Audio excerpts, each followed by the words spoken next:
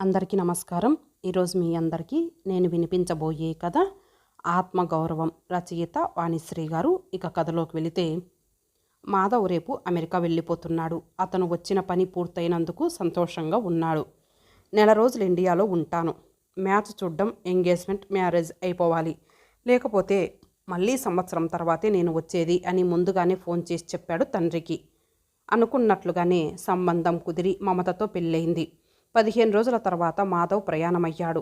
మాధవ్ వచ్చి రాగానే గది బోల్ట్ వేసి మమతను అల్లుకున్నాడు. రేపే గదోయ్ నా ప్రయాణం, ఈరోజు నిన్ను నిద్రపోనీయను చిలిపిగా అన్నాడు. మమత సంతోషంగా లేదు. ఆమె ముఖంలో దిగులు కనిపిస్తోంది.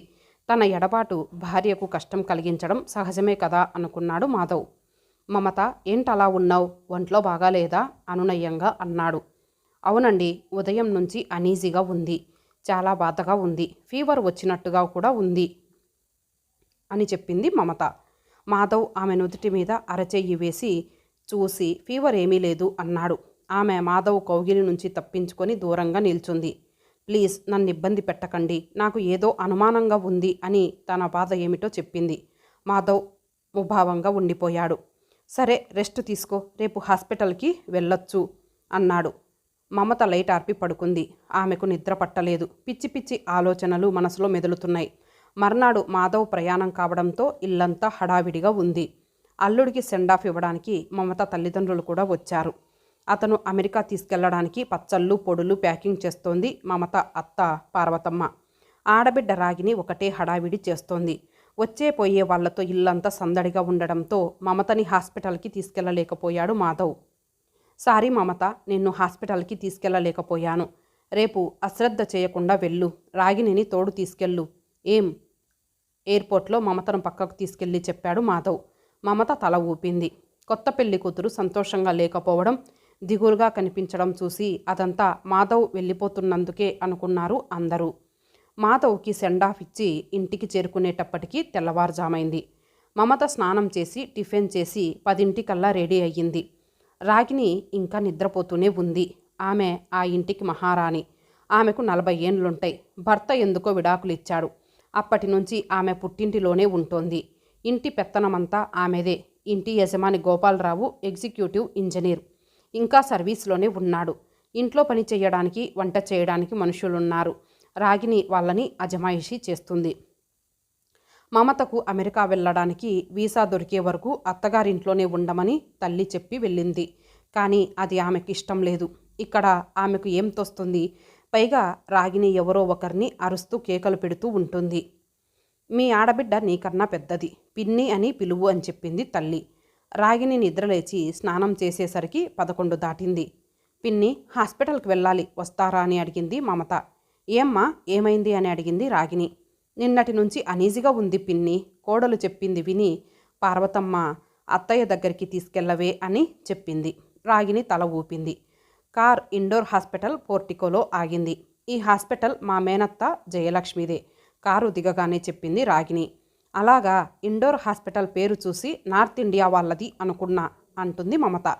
మా అత్త లవ్ మ్యారేజ్ చేసుకుంది. ఆయన డాక్టరే. ఆయంది ఇండోర్, అందుకే ఆ పేరు పెట్టుకున్నారు అని చెప్పింది రాగిని. డాక్టర్ జయలక్ష్మి మమతకి కొన్ని టెస్టులు చేయించి ఇంజెక్షన్ చేసింది.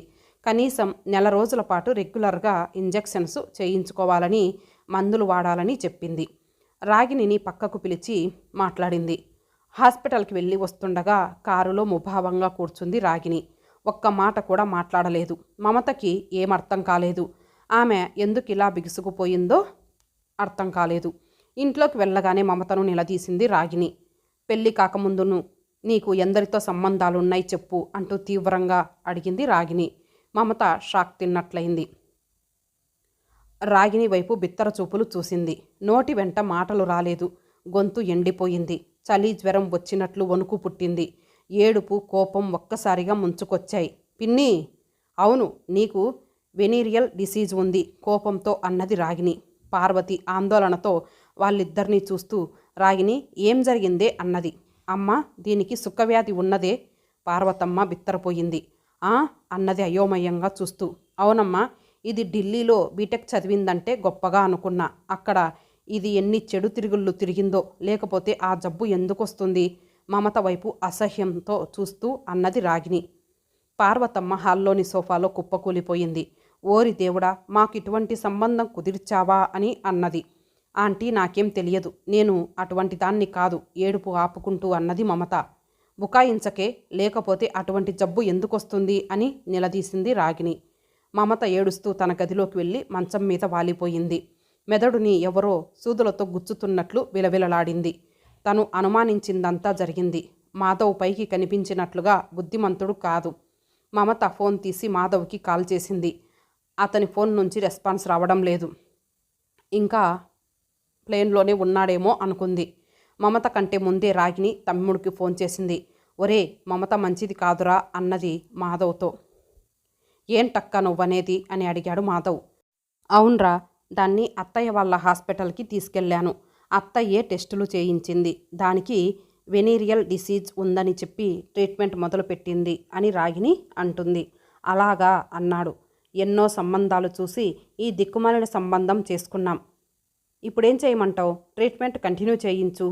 చేసేదేముంది అన్నాడు మాధవ్. అదేంటిరా అంత తేలిగ్గా అంటున్నావు? మరేం చేస్తాం? ఏం చేస్తామా? నీతి లేని దానితో, చెడు తిరుగుళ్ళు తిరిగి జబ్బు తెచ్చుకున్న దానితో కాపురం ఎలా చేస్తావు? తీవ్రంగా అన్నది రాగిణి. మాధవ్ మాట్లాడలేదు. అర్జెంటు పని మీద ఉన్నాను, తర్వాత నేనే కాల్ చేస్తాను అని ఫోన్ స్విచ్ ఆఫ్ చేశాడు. తర్వాత మమత నుంచి కాల్ వచ్చింది. ఆమె చెప్పినదంతా విన్నాడు. ఇప్పుడే అక్క ఫోన్ చేసి చెప్పింది. నాకేం అర్థం కావడం లేదండి. మీరు నమ్మినా నమ్మకపోయినా నాకెవరితోనూ సంబంధాలు లేవు, హీనస్వరంతో చెప్పింది మమత. ఐ బిలీవ్ యూ మమత, తప్పంతా నాదే. నా ఫ్రెండ్స్ బలవంతం చేస్తే ఎక్స్పీరియన్స్ వస్తుందని ఇండియా వచ్చినప్పుడు కాల్ గర్ల్స్తో తిరిగాను. నిజాయితీగా తప్పు ఒప్పుకున్నాడు మాధవ్. మీ అక్క నేను తప్పు చేసినట్లు తిరుగుబోతుదానినని మండిపడుతోంది. నన్ను ఇల్ ట్రీట్ చేస్తోంది మాధవ్. ఆమెకు నిజం చెప్పండి. అదంతా ఎందుకు అక్కకు చెప్పడం? నీకు ట్రీట్మెంట్ కంటిన్యూ చేయించమని చెప్పాను, నో ప్రాబ్లం. నాకు ట్రీట్మెంట్ కాదు ముఖ్యం, వాళ్ళకి నిజం తెలియడం ముఖ్యం. తప్పు నాది కాదని తెలియాలి, లేకపోతే నాకు విలువ ఇవ్వరు. మమత, ప్లీజ్ డోంట్ బీ ఎగ్జైటెడ్. వాళ్ళదేముంది? అక్కడ ఎన్నాళ్ళుంటావు? వీసా రాగానే వచ్చేస్తావు. ఇక అక్కతో అమ్మతో నీకు పనేముంది? నేనున్నాను కదా. అదేంటండి అలా అంటారు? వీళ్ళ దృష్టిలో నేను ఎప్పటికీ చెడ్డదానిలా మిగిలిపోవాలా? మరి నేను తిరుగుబోతునని వాళ్ళతో ఒప్పుకోవాలా? What nonsense you are talking? నిజం ఒప్పుకోండి, భయం ఎందుకు? No. Madhav phone switch off చేశాడు. మమత ఎన్నిసార్లు కాల్ చేసినా కట్ చేశాడు. రాగిణి సూటిపోటి మాటలు భరించలేక మమత పుట్టింటికి వెళ్ళిపోయింది. మమత హాస్పిటల్కి వెళ్ళి రావడం, మందులు మింగడం చూసి కమలమ్మ కూతుర్ని అడిగింది. ఏమైందే నీకు? ఎందుకు అన్నన్ని టాబ్లెట్లు మింగుతున్నావు? మమత జరిగిందంతా చెప్పింది. కమలమ్మ బాధపడింది. అంతకంటే ఏం చేస్తుంది? కూతురు భవిష్యత్తు గురించి దిగులు పడింది. ఇప్పుడేం జరుగుతుంది? అత్తగారింట్లో తన కూతురికి ఏం గౌరవం ఉంటుంది? అల్లుడు జరిగినదంతా తన వాళ్లకు చెప్పడమే సమంజసంగా ఉంటుంది. కానీ అల్లుడు అందుకు సిద్ధంగా లేడు. అటువంటప్పుడు సమస్యకు పరిష్కారం ఏమిటి? కమలమ్మ విషయం భర్త ప్రభాకరరావు చెవిన వేసింది. అతని ముఖం జేవురించింది. తప్పు ఇతరుల మీదకు నెట్టేసేవాడు ఏం మనిషి అనుకున్నాడు. మాధవ్ అప్పుడప్పుడు ఫోన్ చేసి ఆరోగ్యం ఎలా ఉంది, ట్రీట్మెంట్ తీసుకుంటున్నావా అని అడుగుతున్నాడు. మమత పొడి సమాధానాలు చెప్తోంది. కొన్ని రోజులు పోయిన తర్వాత మాధవ్ మామగారికి ఫోన్ చేశాడు. తను ఇండియా వస్తున్నానని, మమతకి వీసా తీసుకొని రెడీగా ఉండమని, ఆ విషయం మమతతో మాట్లాడమన్నాడు ప్రభాకరరావు. మీరు ముందు మీ ఇంట్లో జరిగింది చెప్పండి అన్నది మమత. మాధవ్కి కోపం వచ్చింది. నిన్ను నా వెంట అమెరికా తీసుకెళ్తాను కదా, మా వాళ్లతో నీకేంటి ప్రాబ్లమ్స్? వాళ్ళు నీతో పాటు ఉండరు కదా, అర్థం లేని కండిషన్లు పెడుతున్నావేంటి అన్నాడు. నాతో పాటు ఉండకపోయినా వాళ్ళ మనసుల్లో నేను చెడిపోయిన మనిషినేననే భావం శాశ్వతంగా ఉంటుంది కదా. ఇప్పుడు నాతో ఉండకపోయినా ముందు ముందు రాకపోకలు ఉండవా? నాదే తప్పని అపోహలో ఉన్నారు. అది తొలగించవలసింది మీరే కదా అన్నది మమత. నేను నా తప్పు అమ్మతోనూ అక్కతోనూ చెప్పుకోలేను, సారీ అని ఫోన్ కట్ చేశాడు మాధవ్. 2 నెలలు దాటింది. మాధవ్ ఫోన్ చేయడం మానేశాడు. మమత కూడా ఊరుకుంది. మమత క్లోజ్ ఫ్రెండ్ అమృత ఒకరోజు వచ్చింది. ఎప్పుడే నీ అమెరికా ప్రయాణం అని అడిగింది. తెలియదు అని చెప్పింది మమత. అదేమిటి, నీ హస్బెండ్ రమ్మనడం లేదా? ఆశ్చర్యపోతూ అడిగింది. రమ్మంటున్నాడు, నీ దగ్గర దాపరికం ఎందుకు అంటూ తను ఎటువంటి పరిస్థితుల్లో ఉన్నదో చెప్పింది మమత. అమృత ముఖం జేబురించింది కోపంతో. అతను జరిగిందంతా వాళ్ళ అమ్మ అక్కలతో చెప్పడమే కాదు, నిన్ను అనుమానించిన అతని అక్క మీ ఇంటికొచ్చి సారీ చెప్పే వరకు నువ్వు దిగిరాకు.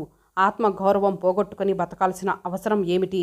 కొన్ని అడ్రస్లు ఇస్తాను, నీ రెజ్యూమ్ పంపు, ఏదో ఒక కంపెనీలో జాబ్ వస్తుంది, చేరిపో అన్నది అమృత. నువ్వు చెప్పింది బాగా ఉందే, ఇన్నాళ్ళు నాకు జాబులో చేరాలనే ఆలోచన రాలేదు.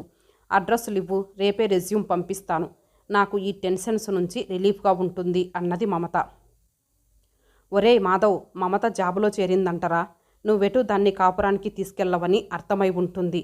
దానికి విడాకులిచ్చేయి, మరొక పెళ్లి చేసుకుందువు కానీ ఫోన్ చేసి తమ్ముడికి చెప్పింది రాగిని. నేను ఇండియా వస్తాను, అప్పుడు సెటిల్ చేస్తాను అని చెప్పాడు మాధవ్.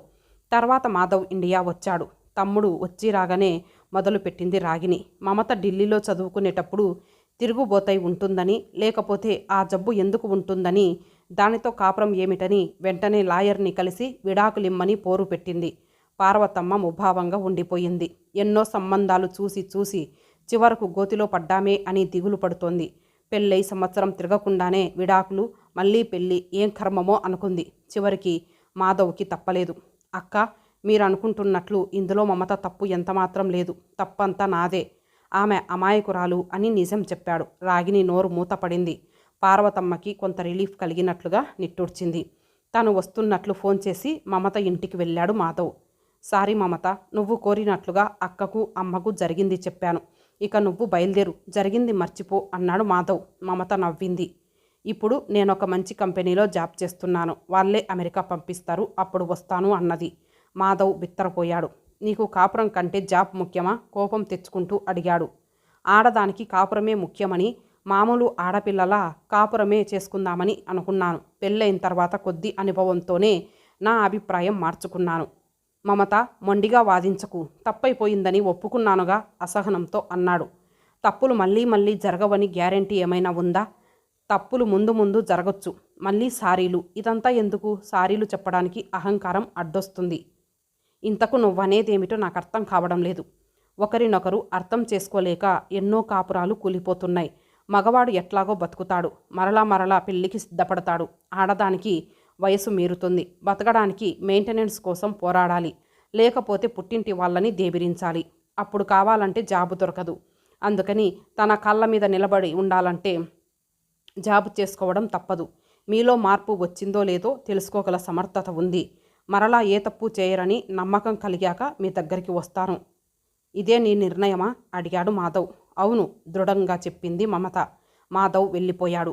అమెరికా వెళ్ళిన తర్వాత ఫోన్ చేశాడు. నీ సెల్ఫ్ రెస్పెక్ట్ నాకు నచ్చింది మమత, నువ్వు ఇక్కడికి వచ్చే రోజు కోసం వెయిట్ చేస్తాను చెప్పాడు మాధవ్. థ్యాంక్స్ అన్నది మమత. ఇంతటితో ఈ కథ సమాప్తం. మళ్ళీ మరొక మంచి కథతో కలుద్దాం. అంతవరకు సెలవు. నమస్తే.